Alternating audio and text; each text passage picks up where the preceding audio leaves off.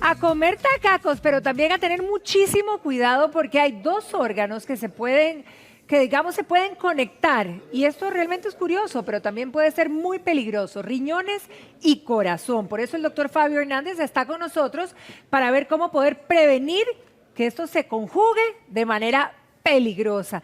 Doctor, ¿por qué se pueden verdaderamente enfermar mutuamente estos dos órganos? Bueno, muy buenos días y muchas gracias por la invitación. Sí, efectivamente, creo que cada vez nos damos cuenta con más propiedad que somos un solo ser, un solo cuerpo, y riñones y corazón son ejemplo de ello. De hecho, en los últimos años se ha venido desarrollando en medicina un concepto de lo que se llama el síndrome cardiorrenal, que se refiere básicamente a todas aquellas condiciones que afectan corazón primero y luego afectan los riñones, o viceversa, se afecta riñones primero y de manera secundaria la parte cardíaca. Los riñones sirven para muchas cosas, Patricia, o sea, no es solo el hecho de filtrar la sangre, limpiarla y formar orina, producen hormonas, regulan la composición del cuerpo, el contenido de sodio, del buen funcionamiento de los riñones depende la salud de los huesos, porque hay ciertas hormonas que regulan la composición ósea que dependen de un buen funcionamiento renal. En el momento en que hay fallo de los riñones, por ejemplo, empieza a haber acumulación de líquido, la presión sube y el corazón se puede ver afectado. Si gustan, pasamos a la siguiente lámina, si nos la tienen ahí. Correcto. Sí, porque la pregunta es, ¿verdad? ¿Cómo se conectan los riñones con el corazón, verdad? Para poder conjugarse de manera peligrosa. La hipertensión arterial es una de las principales manifestaciones de la mayoría de las enfermedades de los riñones. Un corazón que tenga que bombear contra presiones altas va a ir aumentando sus dimensiones de manera importante. Lo mismo que ocurre cuando uno, por ejemplo, somete los músculos en el gimnasio a pesas, el músculo crece, bueno, el corazón, que es un músculo, al bombear contra presiones altas crece. La gran diferencia es que aquí eso es benéfico. Ahí estamos, en el corazón no es algo que nos ayude. La circulación del corazón, las arterias coronarias, tienen una circulación que llamamos terminal. Entonces, si el músculo cardíaco crece, hay que repartir esa sangre entre más masa muscular. Y ahí es donde de ese desbalance entre la llegada de sangre y la demanda se favorece la aparición de infartos.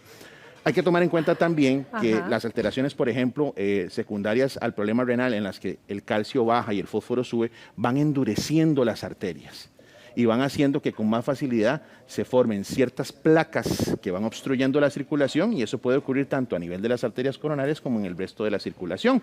Se predispone entonces a que la persona tenga problemas circulatorios en las piernas, problemas de circulación hacia el cerebro, y predispone a derrames también y, por supuesto, infartos. Ahora, ¿hay manera de alertarnos? ¿Hay manera de saber qué está pasando? Por ejemplo, muchas de las situaciones son que uno se inflama los pies, está reteniendo líquido, inclusive en las manos. ¿Esto puede avisarnos algo? Sí. El que una persona se hinche no depende solo de un problema renal. Yo puedo tener un problema de hígado, por ejemplo, avanzado, y eso condicionar que yo retenga líquido en las piernas, en el abdomen. La misma insuficiencia cardíaca, que es cuando el corazón tiene una serie de trastornos, genera que uno retenga líquido, y por supuesto los problemas renales. El asunto es que esa retención de líquido hay que investigarla. Nada sustituye una valoración médica que permita auscultar al paciente, tanto corazón, pulmones, palpar, y poder definir si realmente el problema se origina en cualquiera de estos órganos. Pero definitivamente, en el caso de las enfermedades renales, cuando ya hay retención de líquido, ese líquido muchas veces anda circulando y el corazón tiene que bombearlo, es el encargado de manejar ese exceso de líquido. Y ahora, ¿qué pasa, doctor, cuando en las extremidades, bueno, retención es una cosa, inflamación, pero de repente sentimos como una comezón, una picazón y además como adormecimiento, que muchas veces, bueno, el adormecimiento de un brazo uno dice corazón, pero ¿esto también podría tener relación? Sí, por supuesto. En el caso de las enfermedades de los riñones, la acumulación de ciertas toxinas produce daño en los nervios, y la persona con alguna frecuencia, ya sobre todo en fases avanzadas de enfermedad renal, puede empezar a experimentar adormecimiento, hormigueo, cosquilleo, hasta descargas eléctricas que traducen ya una lesión renal secundaria a esa acumulación de toxinas. De ahí que entonces tenemos otra conexión precisamente entre la falla renal y el sistema nervioso, en este caso el sistema nervioso periférico, que se afecta también en estos casos, ¿verdad? Ahora, el no tener sueño o el tener sueño constante, no poder concentrarse, ¿se capta, digamos, en estos casos? Sí, efectivamente también hay relación. Igualmente, cuando hay lesión renal importante, esa acumulación de toxinas altera el patrón normal del sueño. Y el paciente lo que nos dice es que pasa en vela durante la noche y durante el día pasa con adormecimiento. Hay que tomar en cuenta, retomando lo que les decía hace un momento, que cuando hay problemas circulatorios secundarios a una enfermedad renal, también la llegada de sangre al cerebro y a ciertas zonas puede verse comprometida.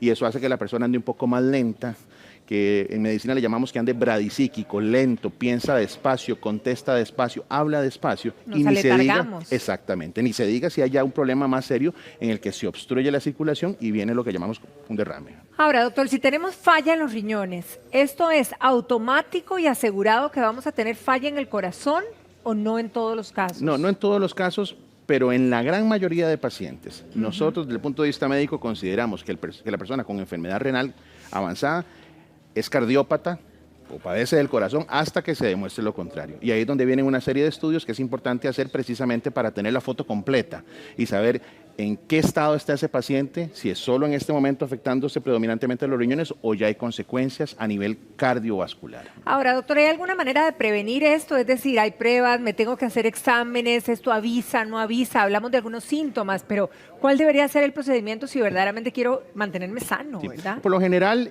nosotros hacemos una valoración integral, eso implica el examen físico, la toma de presión arterial es uno de los primeros indicativos, la frecuencia cardíaca, el tocar a la persona y ver si hay o no retención. Y vienen otros estudios adicionales en sangre y en orina que nos permiten ver cómo anda funcionando la parte renal y otros estudios de lo que llamamos gabinete, radiografías, electrocardiogramas, ciertas pruebas especiales que nos permiten tener una noción en un determinado momento. Aquí cuenta mucho vamos a ver, la sospecha clínica. Exacto. ¿Verdad? Porque muchas de estas condiciones son silentes al principio, no te dan manifestaciones, pero ya uno sabe que si es un paciente obeso, tabaquista, hipertenso, probablemente nos toque revisar de alguna u otra manera corazón, circulación y riñones para poder tener en ese momento una imagen real de cuál es el estado de salud de la persona. Ahora, ¿hay una gran diferencia entre una persona que se ejercita a la que no, en una situación como esta? Por supuesto. La actividad física en general fortalece el corazón, fortalece el aparato cardiovascular, permite, por ejemplo, que el hipertenso reduzca su cantidad de medicamentos. Algunos pacientes de plano hasta lo suspenden si se apegan a un buen programa de ejercicios. Y lo mismo ocurre con el paciente diabético. Y menciono estas dos enfermedades porque son de altísima prevalencia en Costa Rica y en general en el mundo, y las dos afectan de manera independiente tanto corazón, vasos sanguíneos y los riñones. Entonces, definitivamente el ejercicio hace la diferencia. Lo que se hablaba ahora del control de peso también es súper importante, es bajarle la carga a un corazón para que bombee contra una economía, por así decirlo, mucho más modulada que bombear sangre hacia un organismo con muchísima más grasa, por ejemplo. Excelente, doctor. Aquí se trata definitivamente, y volvemos a lo mismo, ¿verdad? Alimentarnos bien, ejercitarnos. Correcto. Y mantenernos en los exámenes necesarios a lo largo de nuestra vida y, por supuesto, de la mano de los expertos. Doctor, muchísimas gracias. Mucho gusto. Y aquí queda claro que todos los órganos son importantes. Es correcto.